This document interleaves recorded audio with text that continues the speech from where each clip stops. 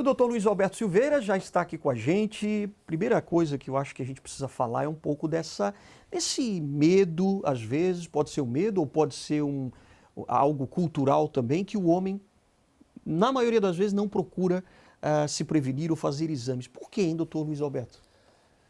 Alexandre, muito obrigado. Muito bom estar num programa que estimula pensar. Exato. Pensar na solução, mas sobretudo pensar. De modo geral, o problema não é só do ser humano. É mais cultural, não é só do homem, é mais cultural buscar solução na hora do problema. Nós não temos como mote principal a prevenção dos problemas. E prevenção deve ser palavra de ordem, em tudo. Prevenção dos incômodos, prevenção dos atritos, prevenção da questão econômica, para que haja um futuro programado, né? No que diz respeito à saúde, nós estamos no Novembro Azul, né, sobre o câncer da próstata, 40% dos homens nunca realizou uma consulta com um urologista. É bastante, né? É muita gente, né? E nós temos uma doença, por exemplo, o câncer de próstata, está aumentando de forma acelerada em nosso meio, nos países como um todo, né? Hoje ela só pede para o câncer de pele não melanoma. Antes o pulmão estava à frente da próstata, do câncer de próstata, o tubo digestivo. Sim. Hoje o segundo colocado na mortalidade e incidência é o câncer de próstata. Olha só. E por que isso está acontecendo, doutor? Exatamente. Bom, a razão, a causa do câncer de próstata ainda não é totalmente conhecida. Certo. Né? Ela se apresenta, o câncer, geralmente a partir dos 60 anos de idade. Mas já aos 40 anos, quando existe uma tendência familiar, casos de câncer de próstata na família, aumenta muito o risco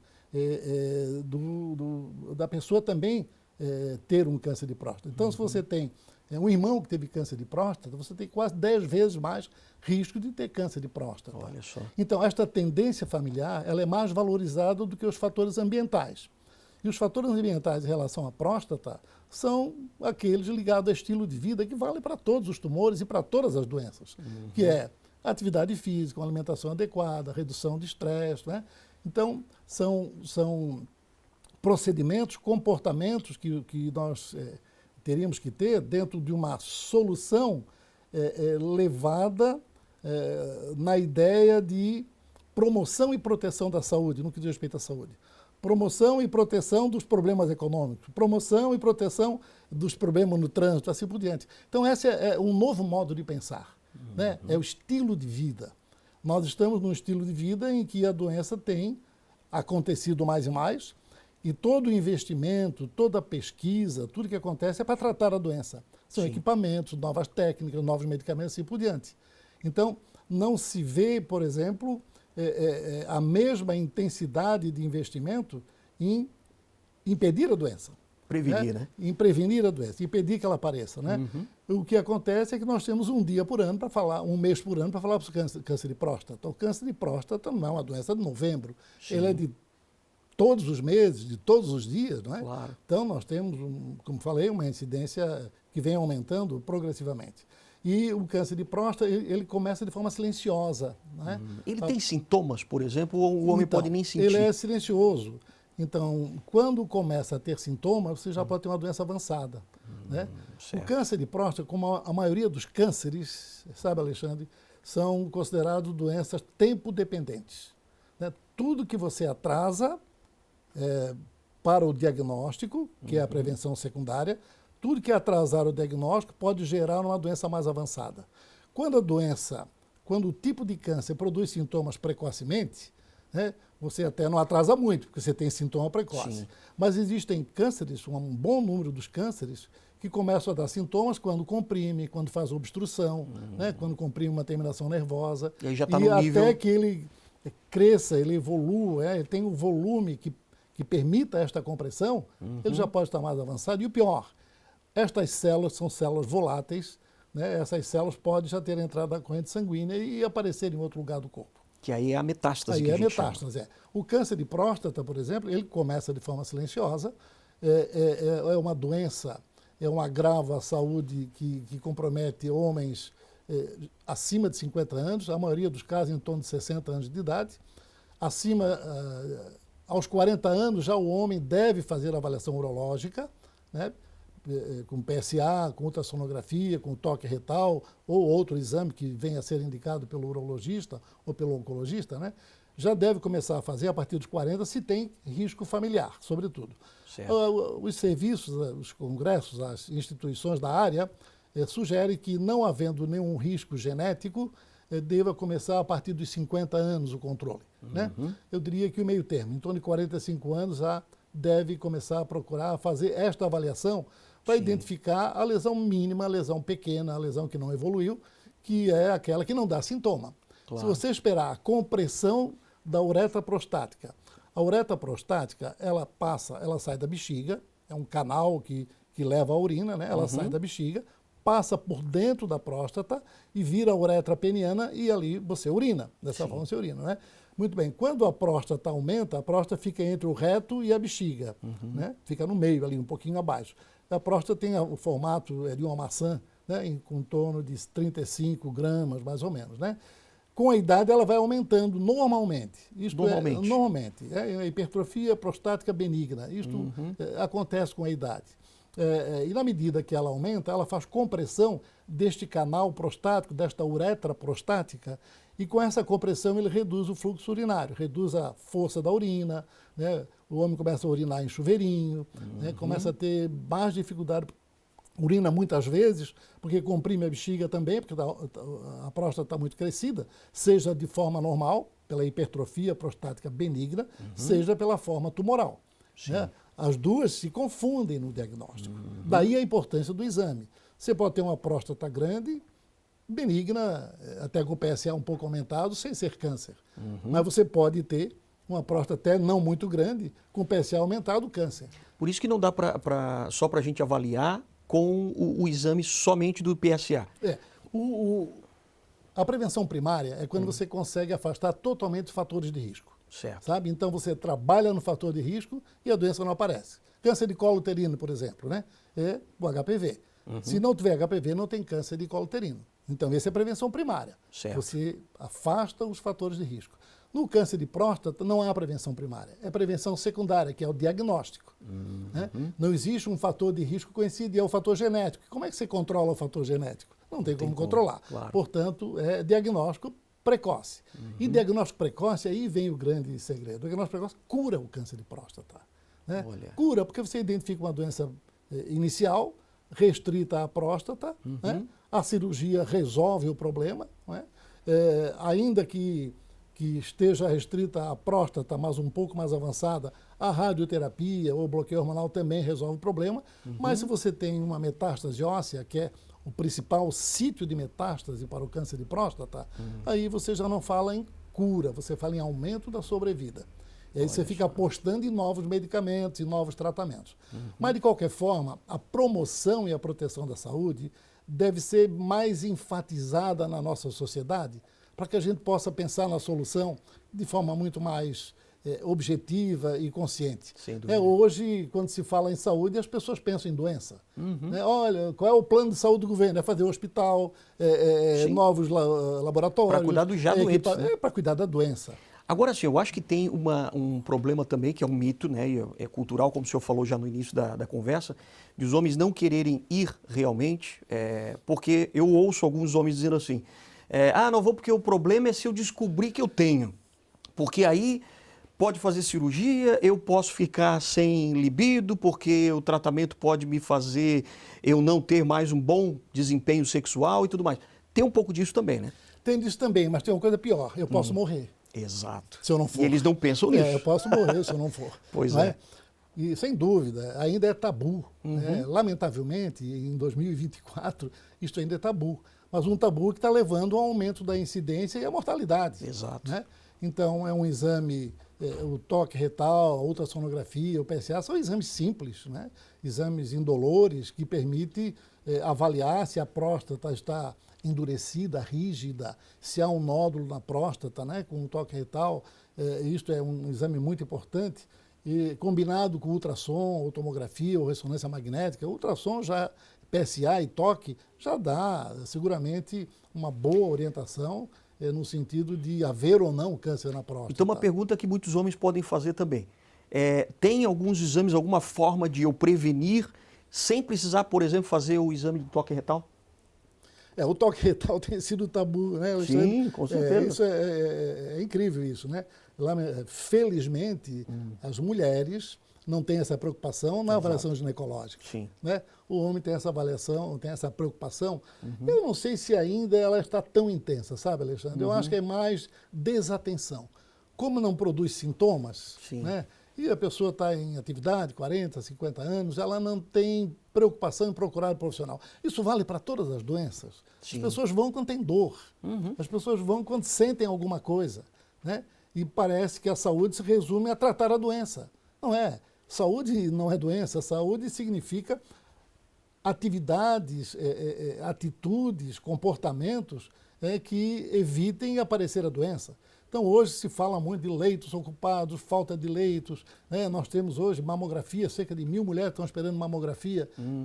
Câncer é uma doença tempo-dependente. Se elas eventualmente têm algum nódulo na mama suspeito, e estão na fila para fazer mamografia, quando é que vai ser diagnosticado esse nódulo? Exato. Né? Então, há que se ter um pensamento que leve a uma solução preventiva de diagnóstico precoce e, sobretudo, de promoção da saúde. Sim. Eu acredito, pessoalmente, que uma campanha, um grande projeto de comunicação social regular, continuado, a respeito de saúde, a respeito de doença, para criar uma nova mentalidade. Eu acredito nisto. E acredito nisto baseado numa experiência que nós tivemos lá nos anos 80, que foi o combate ao tabagismo. E o Brasil foi muito bem sucedido no combate ao tabagismo. Foi uma campanha continuada. O Ziraldo participou com um desenho, fumar é patético, fumar é feio, fumar dá impotência sexual, etc. Né?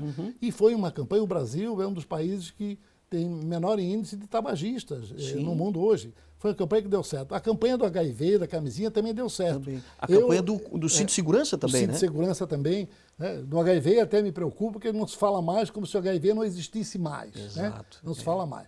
Mas então, esta comunicação social de caráter preventivo, de promoção da saúde levada a estilo de vida, quer dizer, a alimentação adequada, né?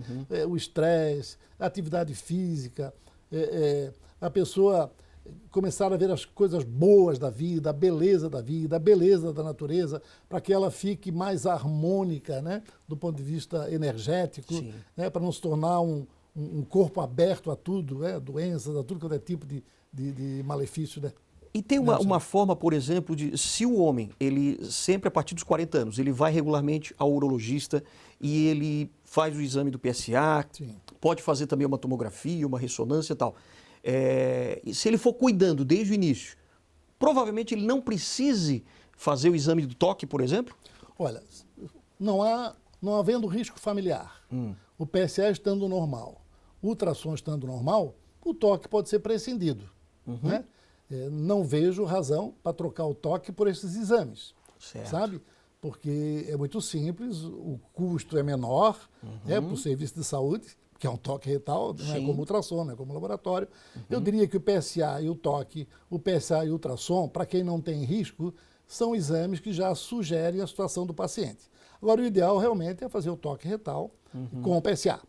Com o PSA. Né? Ou o ultrassom com o PSA também. Mas os três juntos dão mais segurança. Agora, o toque retal e o PSA dá segurança maior, com um profissional experimentado. Né?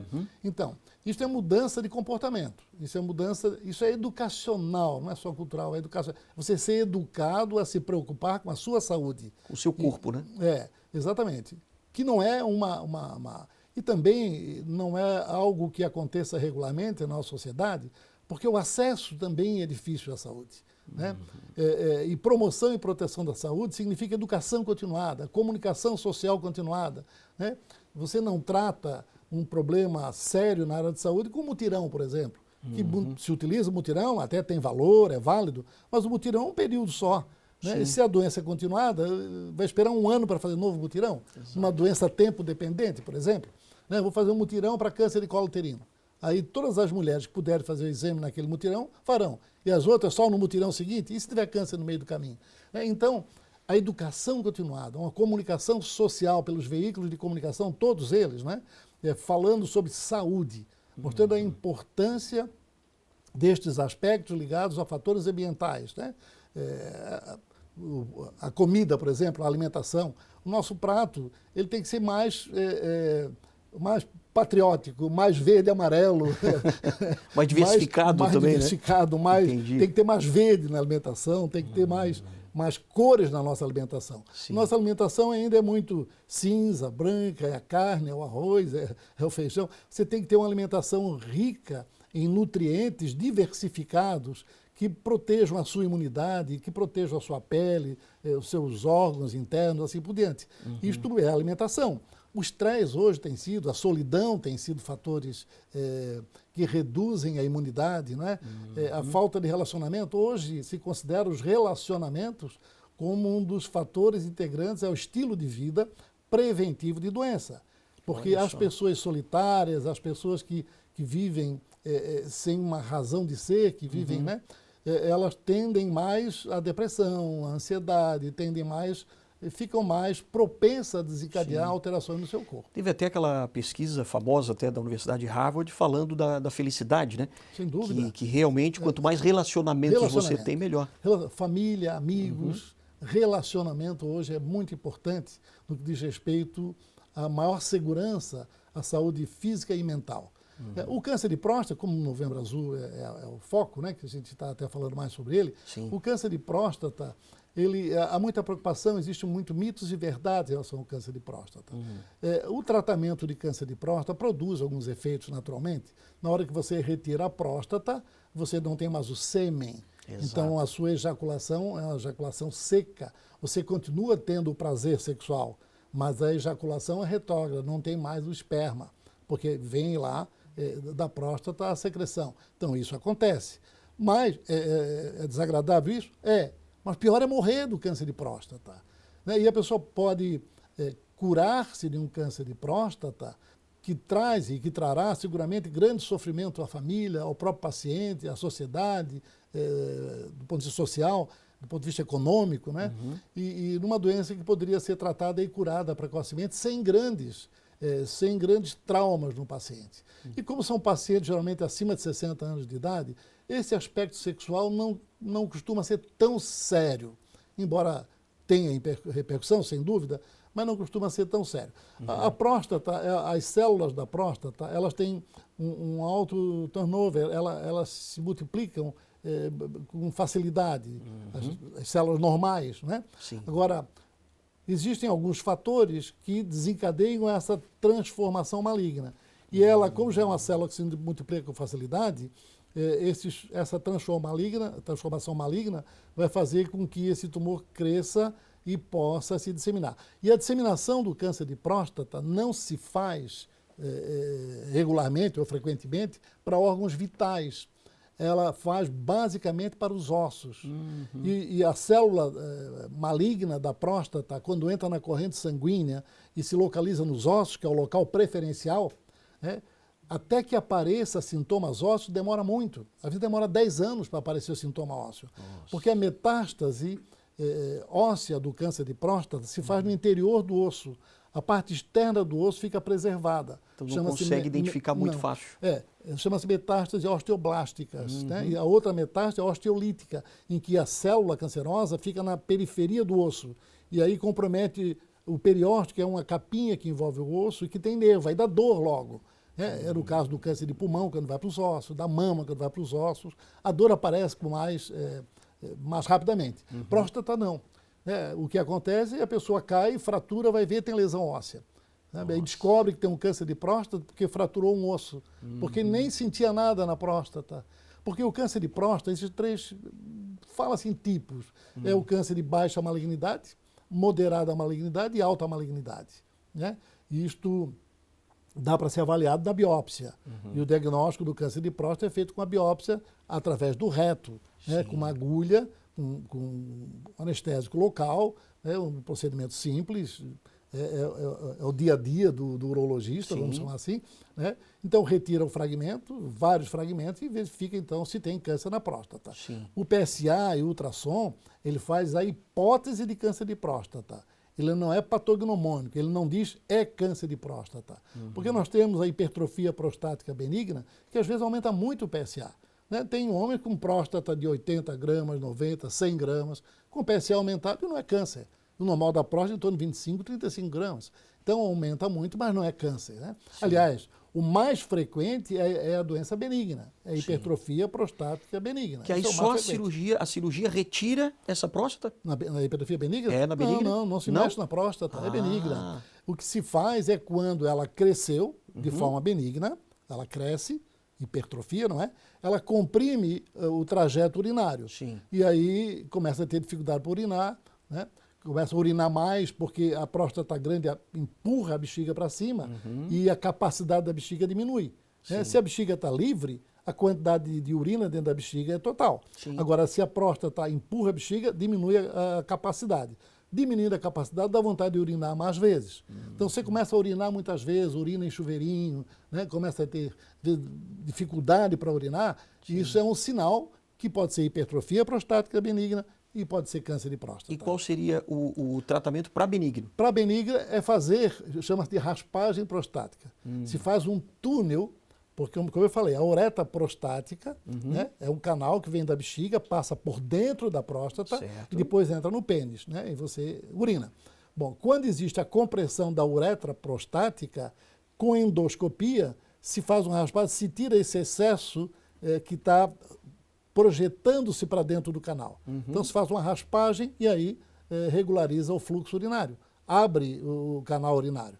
Então é um procedimento endoscópico, não é cirurgia a céu aberto, é um procedimento por endoscopia, um procedimento rápido, de 15, 20 minutos, não é? E que permite o trânsito da urina com facilidade. Normalmente. Quando se suspeita de um câncer de próstata, esse procedimento é perigoso. Você não vai fazer um procedimento desse tipo se há suspeita de câncer de próstata, para não manipular um câncer e o procedimento espalhar as células. Sim, né? pior ainda. Então, há uma suspeita, o toque mostra uma próstata endurecida, grande, com nodulações. Geralmente o câncer de próstata, a nodulação é na periferia do órgão, ele não é dentro do órgão, é na periferia do órgão. Portanto, ele faz projeção para cima do reto. E no toque dá para ver se existe nodulação. Então, se tem nodulação, se tem uma próstata rígida, se o PSA está aumentado, você vai fazer a biópsia e tratar como câncer de próstata. Aí é quimioterapia, radioterapia? Aí se o paciente tem um perfil de inclusão para a cirurgia, isto é um tumor de próstata restrito à próstata, não tem a gordura ao redor da próstata comprometida, se está no começo, não né? há invasão da bexiga, não tem gânglios, não tem ínguas, aí o tratamento, não tendo estas coisas, é cirurgia. Se existe gânglio comprometido, se a gordura ao redor da próstata está comprometida, há sinal de invasão do tumor, se tem infiltração da bexiga ou infiltração do reto, a cirurgia não deve ser feita porque o cirurgião não vai conseguir eliminar esse câncer de próstata. Aí a combinação de radioterapia com bloqueio hormonal.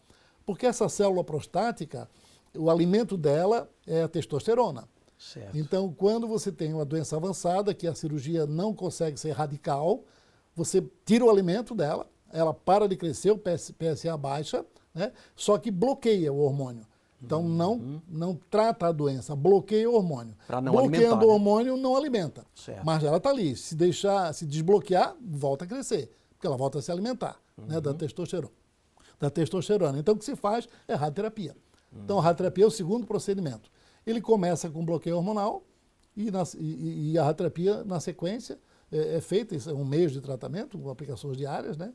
E a injeção é feita uma vez por mês também, o bloqueio hormonal. Sim. E com isso se controla bem o câncer de próstata. Eu tive pacientes que, com doença disseminada, sobreviveram 10 anos, 15 anos, com bloqueio hormonal. Né? Se o bloqueio, fazendo o bloqueio, num dado momento ele fica resistente, a célula começa a se multiplicar, mesmo sendo bloqueada, isso acontece, né? Isso geralmente depois de um certo tempo, ou quando a doença é muito maligna. Quando ela é muito maligna, a célula não responde da forma mais habitual, porque é uma célula tão diferente, tão indiferenciada, tão transformada, que os tratamentos eles deixam um pouco a desejar. Mas uma doença de moderada malignidade responde muito bem. A de baixa malignidade, tem muitos homens que... Isso foi feito um estudo na Inglaterra, muito interessante. Quer dizer, homens que morreram de outras causas, cardíaca, pulmonar, etc., e foram levados à necrópsia. 30% tinham câncer de próstata e não sabiam. E não sabiam. Não sabiam. Porque doença de baixa malignidade, é silente, né, de evolução lenta, geralmente são pacientes com mais idade, então os pacientes morrem antes de outras causas, sem que o câncer de próstata apareça. Agora, quando a doença tem alta malignidade, né, tumores mais indiferenciados, mais malignos, a evolução é mais rápida, a célula multiplica-se mais rapidamente e pode disseminar. E quando dissemina, aí você já não fala em cura, você fala em aumento de sobrevida. Com os tratamentos atuais não se fala em cura. Quando o bloqueio não funciona, entra em jogo a quimioterapia e outros medicamentos, né? Mas o grande gol do câncer de próstata é o diagnóstico precoce, claro, com o tratamento precoce, já que não é possível afastar fator de risco, porque o fator de risco comum é genético, basicamente. Tem uma questão... Afrodescendente tem mais risco, geralmente a doença é mais agressiva, né? Então, os homens negros devem se preocupar mais, né? Obesos têm mais tendência também. Então, esses são aspectos que têm interferência no câncer de próstata. Entendi. Tem uma polêmica que dizia assim, uma vez eu ouvi um médico dizer que não é quando, aliás, não é se eu vou ter algum problema na próstata, e sim quando eu vou ter. Porque a próstata infalivelmente vai causar algum problema na idade avançada? Normalmente, a hipertrofia prostática é benigna. É isso. Isso é habitual. Sim. Agora, o câncer de próstata ele tem aumentado muito e os fatores ambientais também têm aumentado muito, né? Eu vim agora recentemente do Canadá e surpreendeu o grau de obesidade no Canadá. Deve estar crescendo o câncer de próstata. Nos Estados Unidos também deve estar crescendo. Então, se os fatores desencadeadores, né, da facilidade da doença evoluir continuarem persistindo, você continua tendo risco, não é? Então, você continua se alimentando inadequadamente, uma alimentação não é colorida, né? Se você continua com estresse, se você engorda sem cuidados, né? Esses aspectos todos ligados ainda, se for o caso, à tendência familiar, então há altíssimo risco de você desenvolver um câncer de próstata. Claro. Então, se você teve um irmão que teve câncer de próstata, o pai teve câncer de próstata, você tem alto risco de desenvolver câncer de próstata. Então, você deve fazer avaliação regular, porque o seu risco aumenta muito com essa tendência familiar. Agora, a gente já falou todos esses aspectos, né, da doença, do câncer de próstata principalmente. Como é que a gente muda a mentalidade das pessoas, principalmente dos homens, que parece que são mais difíceis, né, de convencer e tal, de fazer essa prevenção, de mudar o estilo de vida? Até porque hoje em dia a gente sabe que está tudo muito rápido e tal, e as pessoas vão nesse ritmo e esquecem de se alimentar direito e tudo mais. Como mudar essa mentalidade? Bom, a solução. A solução é conhecimento. A solução é educação continuada. Certo. E isto deve acontecer, inclusive, a partir dos órgãos formadores de profissionais, né? Eu vim de uma universidade que me ensinou a tratar a doença. Isso era o foco do curso de medicina e continua sendo o foco do curso de medicina, tratar a doença. Por isso, quando se fala em saúde, geralmente os gestores logo apontam, estou fazendo unidade de atendimento, é cirurgia, é leito hospitalar. Então, saúde parece que é doença. Não, saúde é estilo de vida. Saúde é comportamento, saúde é cuidar-se, é gostar de você, gostar do seu corpo, né? É higiene, é alimentação, é atividade física, é amizade, relacionamento. Saúde é isto, é olhar a natureza também, não só se dedicar ao trabalho cansativo, persistente, dividir o seu tempo para coisas boas da vida. Então, saúde é estilo de vida. Estilo de vida envolve inúmeros aspectos e a maioria deles ligado a esses fatores ambientais, que é alimentação, é atividade. Lembro agora, o Dr. Mário Rigato é um dos profissionais já falecidos do Rio Grande do Sul, um dos homens mais geniais e inteligentes que eu conheci. Ele era um pneumologista. Ele fazia já nos anos 70 o discurso do estilo de vida. Estilo de vida diminui risco para câncer, estilo de vida diminui risco para outras doenças, né? Então você tem que... Aí, certa feita, alguém... Aliás, uma entrevista com o Jô Soares. O Jô Soares olhou para ele e disse assim, doutor Mário, a tartaruga não faz atividade física nenhuma e vive 300 anos. Aí ele respondeu assim, Jô, uma vez me fizeram essa pergunta e eu fiquei pensando, puxa vida, acabou com a minha palestra essa pergunta. Sabe o que eu respondi? Eu respondi o seguinte, imagina se a tartaruga fizesse atividade física. Ela viveria 600 mil anos. Não é? Boa, então, boa saída. Uma boa saída. Então, não há dúvida, né? Sim. Quando você vai para uma academia ou você vai uma caminhada na sua rua, na beira da avenida beira-mar aqui em Florianópolis, ou qualquer local, num parque, né? Você sua, você está olhando a natureza, está caminhando, você produz, libera endorfina, dá bem-estar. Quando você chega em casa, vai tomar um banho depois de uma atividade física, de uma academia, etc., você tem bem-estar. Esse bem-estar significa equilíbrio, significa harmonização, harmonia do seu corpo, né? Então, não há dúvida que nós vivemos uma sociedade ansiogênica, né? Uma sociedade com aspectos éticos e aspectos até morais conturbados hoje, né? Porque o que é a ética? A ética é eu devo, eu posso, eu quero. Né? Eu devo, mas eu não posso. Eu quero, mas eu não devo. Então, você tem que ver, eu devo, eu quero e eu posso. Né? Então, a ética em relação ao seu corpo. Eu devo fazer isso, eu devo estar bebendo. Bebida alcoólica é um outro fator para câncer de próstata. Né? É ligado, é um fator ambiental. Então, a bebida alcoólica, o tabagismo, o uso de drogas. Quer dizer, você está quebrando a lei natural. Né? Nós temos uma lei natural que nos permitiria viver mais de 100 anos tranquilamente. Mas nós antecipamos a nossa morte porque quebramos a lei natural e somos envolvidos em mecanismos de comunicação social que nos levam a certos comportamentos que são prejudiciais à nossa doença, sobretudo ligado à alimentação. Por exemplo, carne vermelha em excesso é um dos fatores ligados a câncer de próstata. Embutidos é um fator ligado a câncer de próstata. Como é que a gente consegue evitar isso? Educação. Educação, você começar a selecionar aquilo que faz bem, o que não faz bem ao seu corpo. Sim. E como é que se faz educação? Um programa continuado de comunicação social, seja na escola, seja na sociedade, a televisão, as redes sociais. Os governos, então, precisariam olhar mais para isso? Sim, os governos tratam a saúde sob a ótica da doença.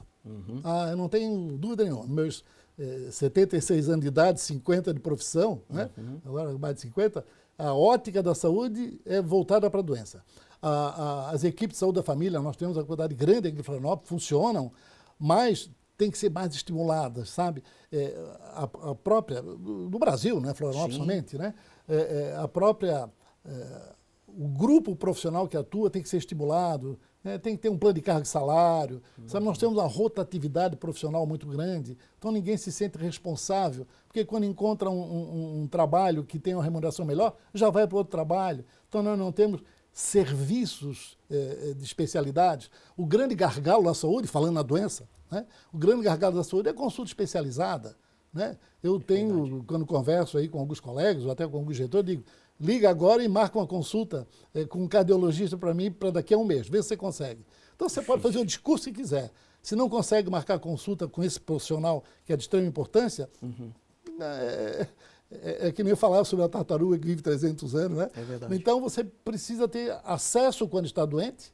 O acesso vai diminuir se você não ficar tão doente. Ou seja, se se cuidar, né? Se você se cuidar. Claro. E aí vai ser mais fácil acabar com a fila, porque vai ter menos doentes, vai ter menos internação hospitalar, menos gastos financeiros, né? Mais soluções sociais. Né? Você imagina uma jovem com câncer de colo uterino, que é de 20, 40 anos de idade, né? Uma mulher economicamente ativa, socialmente produtiva, que de repente tem um câncer de colo uterino, né? Que tem até vacina contra o câncer de colo uterino. As mulheres também não procuram para vacina, as vacinas estão lá num canto, não há comunicação social continuada, como teve no HIV, como teve no tabagismo, de modo que as pessoas não tivessem medo de fazer a vacina para o HPV, né? Não tivesse medo de fazer o toque retal, esse tabu, acabar com esse tabu do toque retal, porque na hora que você fica doente, você está com câncer na próstata, aí vem o desespero, sabe? Aí vem eu vou morrer, aí pode ser tarde, vem né? eu vou gastar, aí vem eu não vou mais trabalhar, eu vou sentir dor, né? A doença vai disseminar. Ora, por causa de um toque retal, você corre esse risco.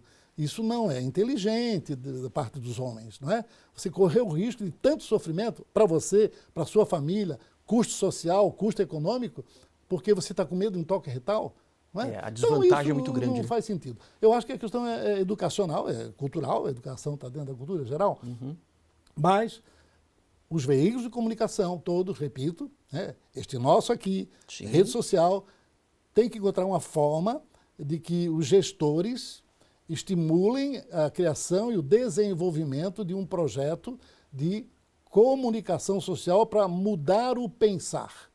Né? Perfeito. A solução é mudar a forma de pensar em relação ao que nós fazemos hoje. Nós pensamos em doença quando se fala em saúde. É pensar em saúde e fazer saúde.